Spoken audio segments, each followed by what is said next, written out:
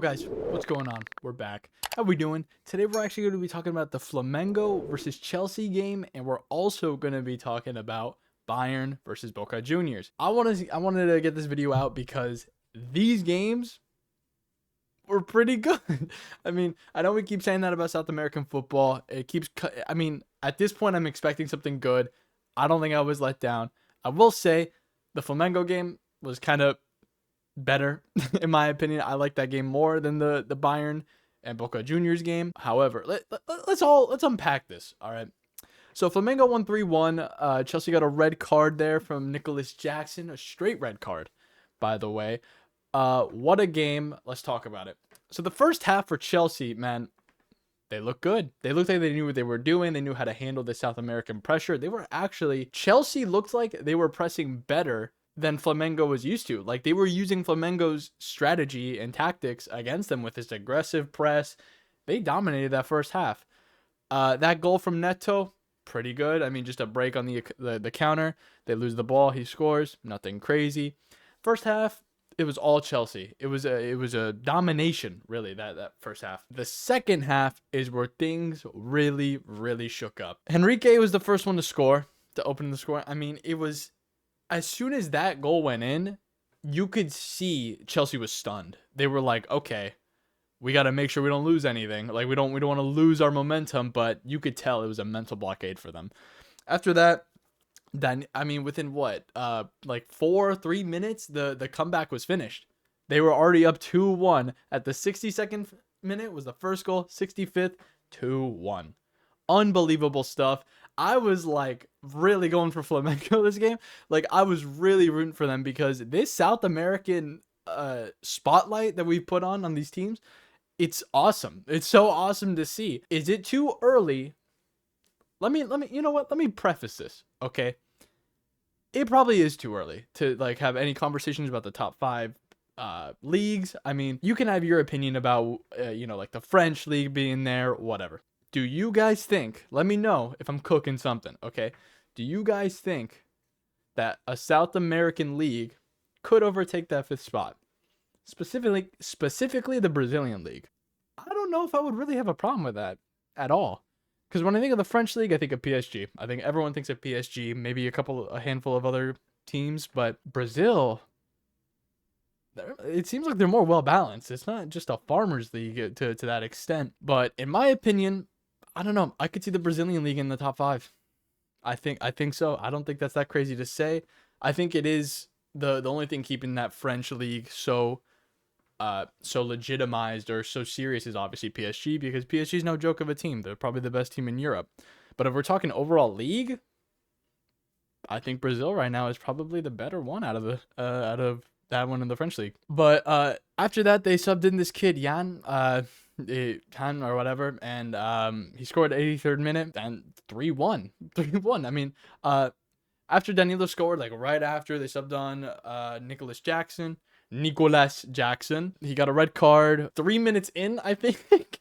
I mean, he just came in, studs up, terrible challenge. A red card every day of the week, and they had at that point I was like, damn, I think that's it for Chelsea. And just like that, that's what it was. Flamengo looked dominant. Flamengo looked strong. The goals weren't the greatest, but that was not what this game was about. This game was physical. This game was aggressive. And I love that Chelsea, specifically Neto, came to play, bro. He came to get physical, okay? These guys were like in a pissing contest. I'm here for it. It's super entertaining. The game was great. And again, this push to make the Brazilian league and these South American teams look much more legit. I love it. I love it. I have absolutely no complaints. I think that this game was a great representation of the style, right? And I think we're just going to see more. Overall, I hope Flamengo goes deeper into this World Cup, this Club World Cup. They're an amazing team. They really are. I love how they played. I love their style, and I just want to see more. Chelsea, it's not looking good. I don't know if they're going to keep going through this Club World Cup, but we'll see. And then the second game, Bayern Munich versus Boca Juniors. Wow. Let's talk about it. Bayern Munich, that first half, destroyed them. I mean, that goal from Kane, I was like, oh, I thought we were gonna get like three or four goals against them, and I was like, oh wow, that early a goal, yikes. But Boca Juniors, you know what? They they did not go down easy. Okay, this team was fighting. That first half was one to forget. They did not play well. But that second half, they looked much more in control, a lot more attacking, a lot more pressing, and that goal. Oh my God. If you have not seen the goal that Boca Juniors scored against Bayern Munich, please go see it. It was unbelievable. Honestly, one of my it's all personal opinion. I'm not saying this is a Puskas level goal. It's, to me individually, one of the best goals I've seen in a while live. Like, it looked straight out of FIFA. It was so cool to see. Basically, he's just dribbling down the right wing. Two defenders, gets past one, does like a toe poke to leave the ball running. The defender overcommits. He goes around one-on-one with Neuer, smashes it in the back of the net. Oh my God. It was beautiful. I mean, it was amazing. That was the goal of the whole night. Like, the best goal of any game that day, in my opinion. But I thought that was amazing. And then obviously Olise scored in the 84th minute. And I was like, okay, that's it. But man, Boca Juniors, they may have lost, but they did not go out without a fight. They were giving it their all. And I gotta say, the environment of these games that are later in the day, when it's like these big teams, it's awesome. It's awesome to see the Boca Junior fans just shaking that stadium, man. It looked amazing. This game was like kind of like a step back to reality. You know what I mean? Where we're like, this game kind of felt like a snap back to reality. Okay, it just felt like South America is great. I would say great, honestly, but you know, Bayern Munich was the Bundesliga champions, so it's like, it makes sense, right?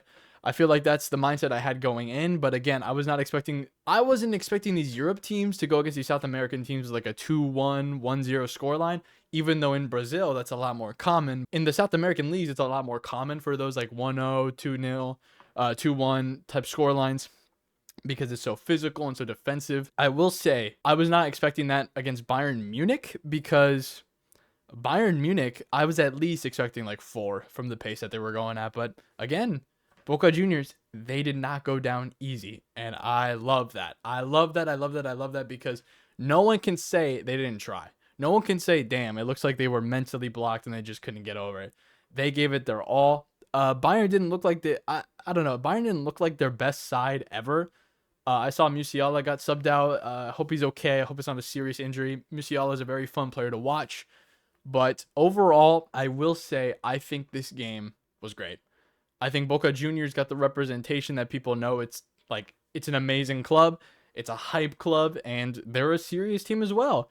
And I'm going to give them their flowers so much, because it's hard to go against Bayern Munich as a Barca fan. Okay, going against Bayern Munich is not easy. And I know the teams are completely different, but the squads are completely different than anything that Barca has faced. But man, Boca Juniors, I have nothing but respect for those players, for the style. I love it.